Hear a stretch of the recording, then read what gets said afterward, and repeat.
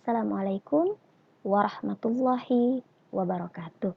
Bagaimana kabar anak-anak soleh-soleha ibu?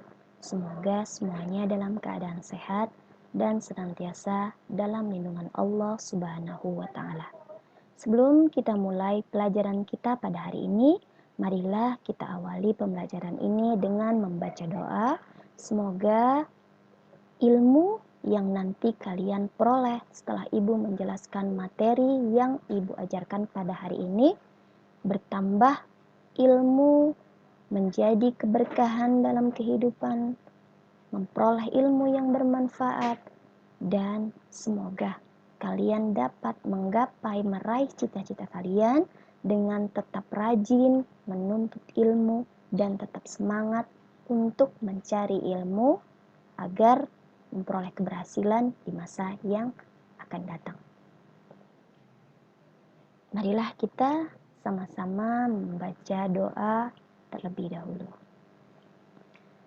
A'udzu billahi minasyaitonir rajim. Bismillahirrahmanirrahim.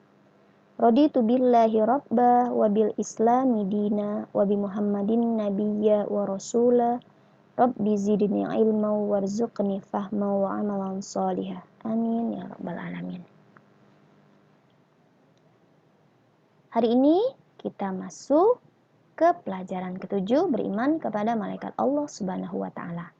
Minggu lalu ibu sudah memberikan materi tentang makna beriman kepada malaikat Allah, kemudian nama-nama 10 nama malaikat Allah beserta tugasnya. Untuk hari ini kelanjutan dari beriman kepada malaikat Allah, yaitu cara menerima keberadaan malaikat Allah Subhanahu wa Ta'ala.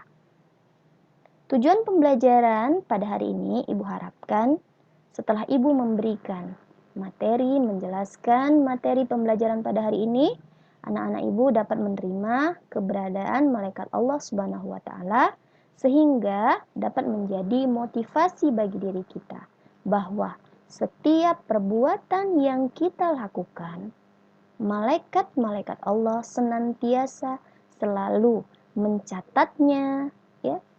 Semua kegiatan, perbuatan, baik itu perbuatan yang baik maupun perbuatan yang buruk, senantiasa malaikat-malaikat Allah tidak pernah luput sedetik pun mencatat segala perbuatan kita. Selain itu juga, ya, minggu lalu sudah diberi penjelasan bahwa malaikat-malaikat Allah yang 10 itu memiliki tugas dan kewajibannya masing-masing. Ya, ada yang menyampaikan rezeki, menurunkan hujan, kemudian menanyakan mayit di dalam kubur, kemudian mencabut nyawa. Minggu lalu sudah ibu berikan materinya. Ya. Untuk hari ini, bagaimana kita dapat menerima keberadaan malaikat Allah Subhanahu wa Ta'ala? Ya, yang pertama, sama-sama kita perhatikan ilustrasi gambar berikut ini. Sebagai anak soleh dan soleha yang beriman, yakin kepada Allah, pasti dalam setiap ingin melakukan perbuatan, ia selalu berhati-hati atau berwaspada. Karena ia yakin bahwa malaikat-malaikat Allah senantiasa mengawasi, bahkan mencatat segala amal perbuatan kita. Baik yang itu perbuatan yang baik maupun perbuatan yang buruk. Ya, ya Allah, Engkau kirimkan kepadaku malaikat Raqib dan Atid. Ya, siapa yang tahu apa tugas malaikat Raqib dan Atid? Ya, malaikat Raqib tugasnya mencatat amal perbuatan baik, sedangkan Atid mencatat amal perbuatan buruk, yang selalu mengawasi dan mencatat amal perbuatanku. Jadikanlah aku anak yang selalu berbuat kebaikan, agar kita dapat semuanya berkumpul di surganya Allah. Ya. Jadi pada saat kita ingin melakukan segala perbuatan, kita langsung ingat dan berhati-hati bahwa malaikat-malaikat Allah tidak pernah lalai dengan tugasnya. Malaikat-malaikat Allah adalah makhluk yang sangat taat kepada Allah. Dia tidak pernah ingkar, ya. Bukan seperti manusia, ada yang taat dan ada juga yang ingkar atau terkadang tidak mau mengerjakan apa yang telah Allah perintahkan. Berbeda dengan malaikat-malaikat Allah.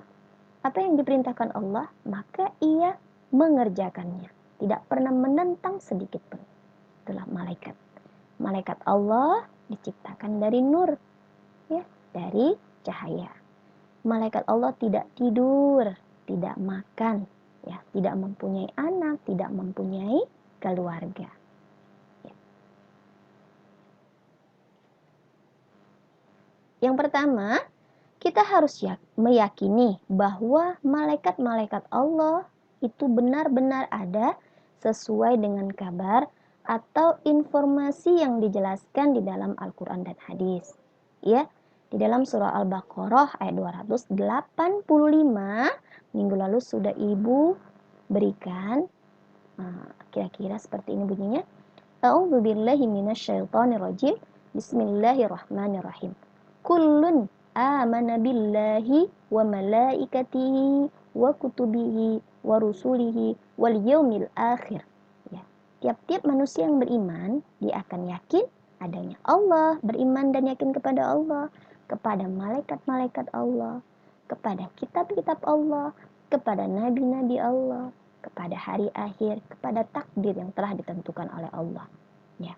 Jadi sebagai manusia yang yakin, yang beriman kepada Allah, maka ia tidak pernah ragu bahwa malaikat, makhluk yang taat kepada Allah itu merupakan ciptaan Allah, ya, yang selalu mengawasi segala perbuatan dan makhluk yang mengerjakan tanggung jawabnya dengan taat. Ya, malaikat ini adalah makhluk yang sangat taat kepada Allah. Kemudian ada juga hadis yang menjelaskan tentang keberadaan malaikat Allah. Ya. Hadis riwayat Muslim, ya, bahwa dijelaskan, nanti anak-anak soleh-soleha ibu bisa membacanya ya, hadis Jibril tentang malaikat Jibril.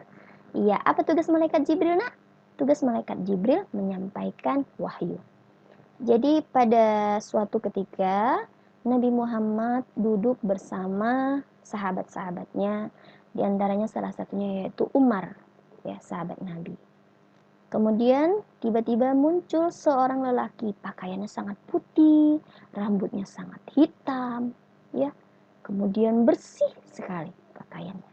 Tidak tampak bahwa lelaki tersebut sedang melakukan perjalanan. Mereka berkumpul, ya, Nabi beserta sahabat-sahabatnya.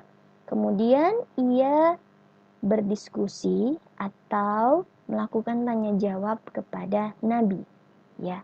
Dia duduk di dekat Nabi, kemudian ia menempelkan lututnya ke lutut Nabi dan meletakkan telapak tangannya di atas paha Nabi sambil bertanya. Ya, dia bertanya kepada Nabi tentang apa itu Islam. Kemudian Nabi menjelaskan apa itu ihsan, dijelaskan oleh Nabi. Ya, terjadilah percakapan atau pembicaraan antara malaikat Jibril dengan Nabi Muhammad. Setelah selesai penjelasan yang dijelaskan oleh Nabi, maka dia pun pergi dan tiba-tiba menghilang. Kemudian Nabi bertanya kepada Umar, apakah kalian mengenalnya? Kemudian Umar mengatakan tidak. Baru dijelaskan bahwa lelaki tersebut adalah atau orang tersebut adalah malaikat Jibril. Hadis berikut ini merupakan penjelasan bahwa keberadaan malaikat itu ada.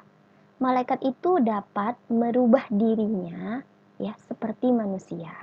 Terkadang dia seperti lonceng, kalau pada saat datang wahyu turun kepada Nabi Muhammad, ya, menyerupai seperti gemuruh lebah, seperti itu, ya. Semuanya itu atas izin Allah. Di dalam surah Fatir juga, nanti buka surah Fatir, di situ juga dijelaskan bahwa malaikat itu juga mempunyai sayap 2, 3, dan seterusnya. Nanti ada ya, nanti kalian buka surah Fatir. Ya. Kita lanjutkan. Orang Islam yang tidak meyakini keberadaan malaikat maka disebut kafir. Kenapa? Karena dia tidak beriman kepada Allah, tidak yakin terhadap ketentuan yang telah Allah berikan. Maka orang tersebut disebut dengan kafir. Ya. Bagaimana cara kita menerima dan meyakini keberadaan malaikat? Tadi kan sudah dijelaskan bahwa di dalam Al-Quran dan hadis juga ada dijelaskan bahwa malaikat itu ada. Ya, walaupun kita tidak nampak, ya, walaupun malaikat itu tidak dapat kita lihat secara langsung, ya. Tapi sebagai manusia yang beriman kepada Allah, maka dia yakin bahwa malaikat itu adalah makhluk ciptaan Allah. Yang pertama, cara menerima dan meyakini keberadaan malaikat, meyakini dengan sepenuh hati bahwa setiap perbuatan yang kita lakukan selalu diawasi oleh malaikat. Jadi pada saat kita ingin melakukan suatu perbuatan, kita berhati-hati, kita takut. Oh iya, misalkan kita ingin mencagili berbuat jahat kepada teman kita. Ya, kemudian kita ingat, oh iya, bahwa ada malaikat yang senantiasa mencatat segala perbuatan yang kita lakukan. Jadi, kita selalu terawasi, termotivasi untuk selalu berbuat kebaikan. Kemudian yang kedua, meyakini bahwa perbuatan baik atau buruk yang telah dicatat oleh Allah, dicatat oleh para malaikat, akan disampaikan kepada Allah dan diberikan balasan berupa dosa atau pahala. Ya, jadi kita yakin untuk melakukan segala perbuatan. Oh iya, aku tidak boleh melakukan hal tersebut karena apabila aku melakukannya, malaikat atid akan mencatat perbuatan burukku dan nanti akan disampaikan kepada Allah, dan perbuatan yang aku lakukan nanti akan memperoleh balasan dari apa yang telah aku lakukan. Misalkan mau mengambil uang, pada saat ingin mengambil uang tersebut ingat, astagfirullah, ada malaikat atid yang ingin mencatat perbuatanku. Nanti akan disampaikan kepada Allah dan nanti aku akan menerima balasan dari hasil perbuatan yang aku lakukan. Akhirnya, perbuatan yang tadinya ingin kita lakukan, perbuatan buruk yang ingin kita lakukan, tidak jadi kita lakukan, tidak lagi kita kerjakan. Kemudian apalagi? Banyak mengingat kematian. Karena kehidupan di dunia ini hanyalah sementara. Alam akhiratlah, ya, setelah hancurnya semua, seluruh permukaan bumi ini, ya, siapa yang meniup sangkakala? Malaikat Israfil. Iya, jadi malaikat Israfil meniup sangkakala, hancurlah kehidupan di dunia ini. Kita akan memasuki alam akhirat. Ya. Kemudian disitulah segala amal perbuatan yang kita lakukan di dunia akan ditimbang, ya, dan dimintai pertanggungjawabannya dari hasil perbuatan yang telah kita lakukan. Ya. Jadi pada saat ingin melakukan suatu kejahatan, banyak-banyak mengingat kematian, karena sesuatu apabila kita sudah meninggal, sudah wafat, maka tidak akan mungkin kita akan hidup kembali lagi. Ya, kita akan hidup ke dunia lagi. Kita sudah mengalami alam yang berbeda, ya. Oke, kemudian yang keempat, gemar mengerjakan perbuatan yang disukai oleh malaikat Allah, ya, sehingga para malaikat ikut mendoakan setiap perbuatan kita kepada Allah. Seperti apa?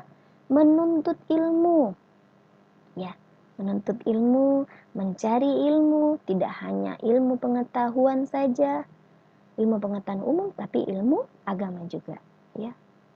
Kemudian menjaga silaturahim, ya, kita menjaga silaturahim. Kemudian tidur dalam keadaan suci dan memilih saf terdepan ketika sholat berjamaah. Jadi sebelum tidur, ya, berwudu, terlebih dahulu. Karena malaikat suka terhadap manusia yang bersih dan suci, ya. Kemudian pada saat kita sholat berjamaah, maka pilihlah saf yang terdepan. Atau melakukan pengajian-pengajian. Juga malaikat suka mendoakan kita. Ia ikut juga menyimak, ya, mendengarkan bacaan kita. Ya. Semoga anak-anak soleh-soleha ibu, kita semua menjadi orang-orang yang beriman dan selalu melakukan perbuatan baik dan termotivasi untuk selalu melakukan perbuatan baik. Ya. Karena ingat, segala perbuatan kita tidak pernah sedikit pun atau satu pun yang tidak tercatat oleh malaikat Allah Subhanahu wa Ta'ala. Tugas anak-anak soleh-soleha ibu untuk hari ini yaitu menghafalkan 10 malaikat-malaikat Allah beserta tugasnya. Ya. Terakhir dikumpul pada tanggal 23 bulan 2. Ya. Boleh melalui video, boleh melalui rekaman suara juga boleh. Dihafal ya nak, 10 malaikat Allah. Contohnya seperti apa? Seperti ini. 10 malaikat-malaikat Allah Subhanahu wa Ta'ala. 1. Malaikat Jibril, tugasnya menyampaikan wahyu. 2. Malaikat Mikail, tugasnya menyampaikan rezeki. 3. Malaikat Israfil, tugasnya meniup sangkakala pada hari akhir. 4. Malaikat Izrail, tugasnya mencabut nyawa. 5. Malaikat Rakib, tugasnya mencatat perbuatan amal baik. 6. Malaikat Atid, tugasnya mencatat amal perbuatan buruk. 7. Malaikat Munkar, menanyakan mayit di dalam kubur.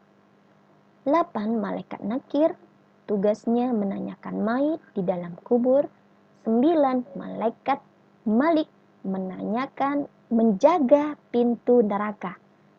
10. Ridwan, tugasnya menjaga pintu surga.